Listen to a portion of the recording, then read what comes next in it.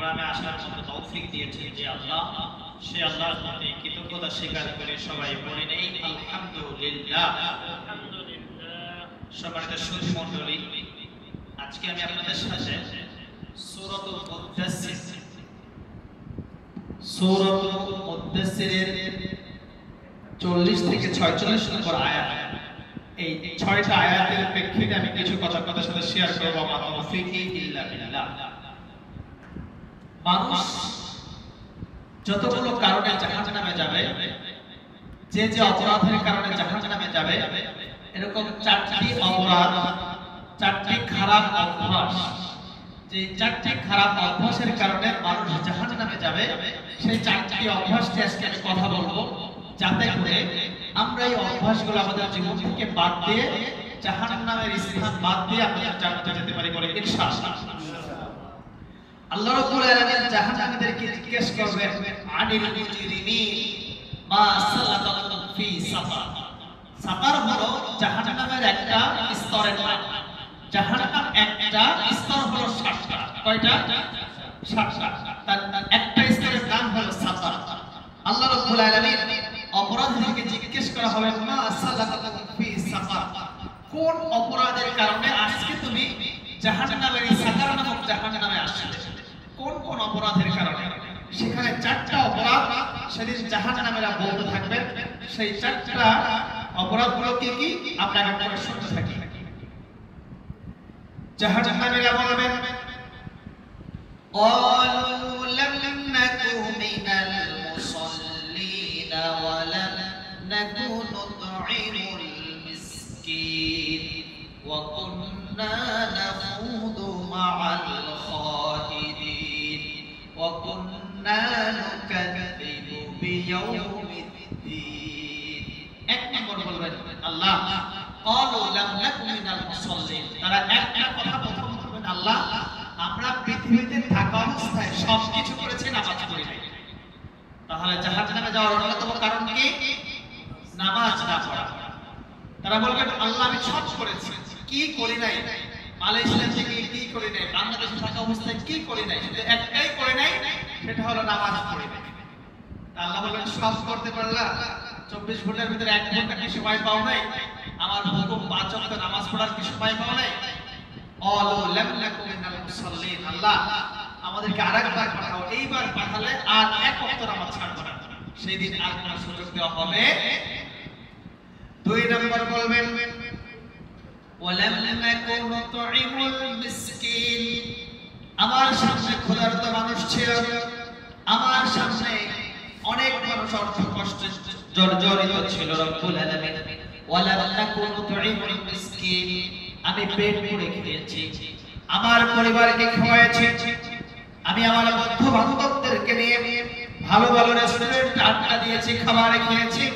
ওয়ালাম নাকু নুতঈমুল মিসকিন, আমরা 2 নম্বরে যেই কারণে জাহান্নামে আসলাম, সেটি হলো আজকে আমরা পৃথিবীতে ক্ষুধার্ত মানুষকে দেখার পরও আমরা খাবার দিতাম না। 2 নম্বর কি? আমরা ক্ষুধার্ত মানুষকে খাবার দিতাম না। আমরা খাবার দেই কাদের? যাদের খাবারের স্থানে খাবার দেই, তাই না? আমরা এই রেস্টুরেন্টে, এই কাসার বিলকিস বলে, ইয়া হাদরামত বলে, ইয়া হালা বলে, এই সকল রেস্টুরেন্টে আমরা কাদেরকে খাওয়াই? খাওয়াই কোম্পানির বসকে, খাওয়াই ম্যানেজারকে, খাওয়াই যার টাকা আছে। সত্য কি না? অথচ আল্লাহ বলছেন যে তোমরা খাবার খাওয়াও যারা ক্ষুধার্ত অবস্থায় আছে, তাদেরকে খাবার খাও। আমাদেরকে আল্লাহ যেটা বলেন আমরা সবসময় উল্টা টাকা। 3 নম্বরে বলবেন, রব্বুল আলামিন আজকে আমরা জাহান্নামে আসার অন্যতম কারণ হলো ওয়া কুন্না নাখুদু মা'আল খাইদিন, দোকানে বসে, বাজারে বসে যারা সমালোচনা করত, আমরা ওই লোকদের সাথে তাল মেলাতাম।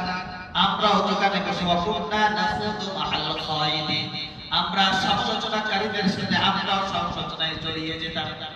দোকানে যখন দেখতাম যে দোকানে বসে একজন সমালোচনা করছে, ওকে আরেকটু তাল দেওয়ার জন্য, হ্যাঁ ভাই আপনি যে বলছেন ওই লোকটা আসলেই খারাপ, অথচ ওই লোকের ব্যাপারে সে কোনোদিন চিঠি করে নাই, ওই লোকটাকে কোনোদিন দেখাও নাই, ওই লোকটার ব্যাপারে সে কোনোদিন জানেও না, অথচ তার সাথে বলে না আসলে এই লোকটা খারাপ হতে পারে, হ্যাঁ ইমাম সাহেব ভুল করতে পারে, হ্যাঁ সভাপতি সব টাকা চুরি করতে পারে, হ্যাঁ কোম্পানির মালিক এটা করতে পারে, ও কাজে ফাঁকি দিতে পারে, ওর বউ বড়কিয়া করতে পারে, ওর ছেলে গার্লফ্রেন্ড নিয়ে ঘুরতে পারে, এরকম। অথচ যার ব্যাপারে বলছি তাকে আমি চিনিও না, তার ব্যাপারে জানিও না। অকুন্না নাখুদু মাআল খায়দিন। হে আল্লাহ, দুনিয়াতে বসে আমরা চায়ের দোকানে আড্ডা দেওয়ার সময় ফাঁকা জায়গায় বসে মানুষের সাথে বসে আমরা শুধু সমালোচনাই করতাম, আজকে আমরা এখানে জাহান্নামে এসেছি। 4 নম্বর রব্বুল আলামিন বলা হবে আর কোন অপরাধের কারণে জাহান্নামে আসবে, তারা বলবে ওয়াকুন্না নুকাযযিবু বিয়াউমিদ্দিন। আমাদের আরেকটা অপরাধ হলো আজকে যে কিয়ামতের দিন আমাদের উপস্থিত হতে হবে, এইটা আমরা বিশ্বাসই করতাম না। বিশ্বাস করলাম আমরা সেভাবে আমল করতাম না। ওয়াকুন্না নুকাযযিবু বিয়াউমিদ্দিন। আজকে যে কিয়ামত হবে, আজকে যে কিয়ামতে এমন ধরা খেয়ে যাব, এইটা যদি আগে থেকে জানতাম, আল্লাহ আরেকবার পৃথিবীতে পাঠাও। এই কিয়ামতের ব্যাপারে আমরা দেখবে যে আমরা যে সতর্কতা অবলম্বন করব, এর মতো সতর্কতা আর পৃথিবীতে কেউ অবলম্বন করে নাই।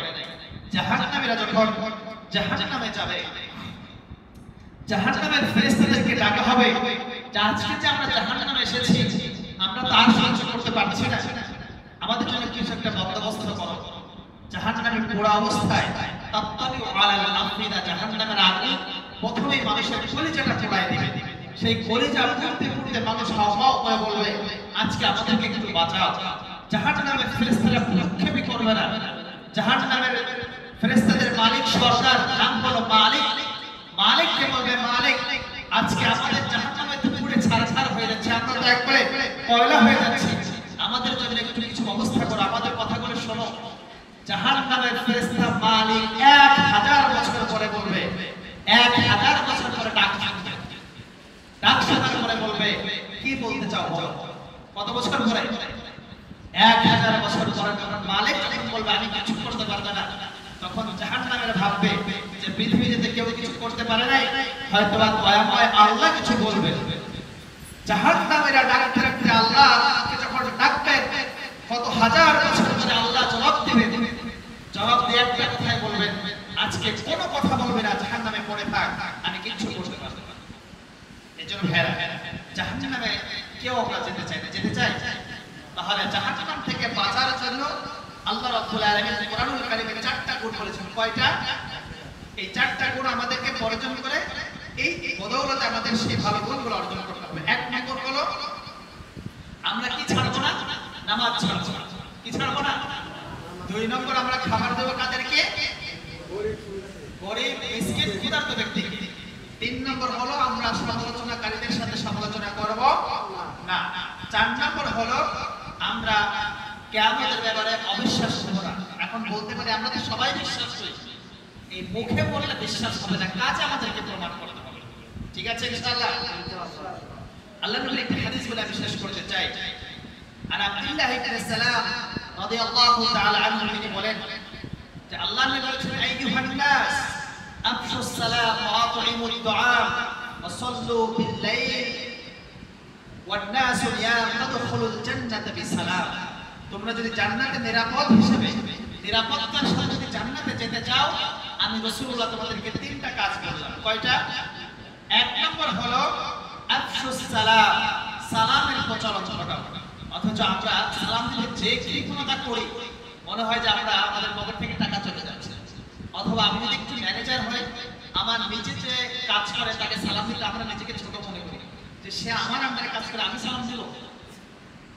অথবা টাকার একটা মালিক বেশি হলে আমি বেতন পাই 3500 রিঙ্গিত, আমি 1500 রিঙ্গিত যে পাই তাকে সালাম দিব। এরকম একটা মেন্টালিটি আছে না? তো আমরা এই ন্যারো মেন্টালিটি থেকে আমরা যেন আল্লাহ আমাদেরকে বাঁচায় বলে আমি আল্লাহর নবীর আগে কেউ কাউকে তাকে সালাম দিতে পারতো না, আল্লাহর নবী নিজে আগে সালাম দিতেন।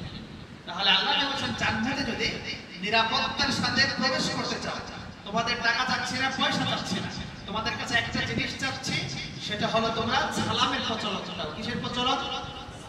আর সালাম দিলে একজন ভাইয়ের সাথে যত রাগ হোক, আমরা অনেক সময় ভাইদের সাথে রাগারাগি হয় না, বা আমরা তার ক্ষতি করার জন্য ব্যস্ত থাকি না, এইটা কিন্তু আমাদের ওয়ান কাইন্ড অফ সারাদিন আমাদের মনের একটা অশান্তি কারণ। ও ওকে বিপদে ফেলা, ওর ক্ষতি করা, ওকে বেশি কথা বলা, এইটা দেখবেন যে সারাদিন আমাদেরকে পীড়া দেয়। তো ওই ভাইকে যদি আমি প্রতিদিন সালাম দেই, দেখবেন তার প্রতি যত আক্রোশ হোক না কেন, শুধু সালামের বদৌলতে আমার মন থেকে এই অশান্ত মনটা শান্ত হয়ে যাবে ইনশাআল্লাহ। 2 নম্বর আল্লাহ বলেন ওয়াতুইমুত তাআম, তোমরা ক্ষুধার্তদেরকে খাবার দাও।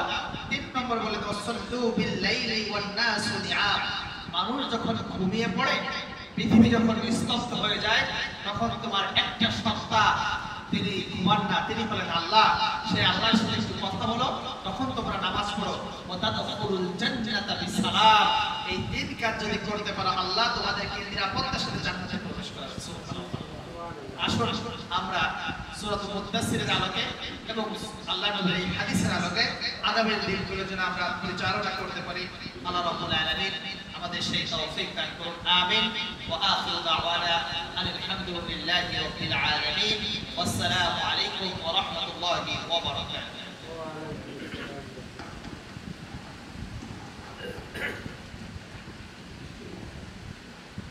আলহামদুলিল্লাহ, অতি সংক্ষিপ্ত সময়ের মধ্যে আমরা খুব গুরুত্বপূর্ণ আলোচনা শুনলাম। এই পর্যায়ে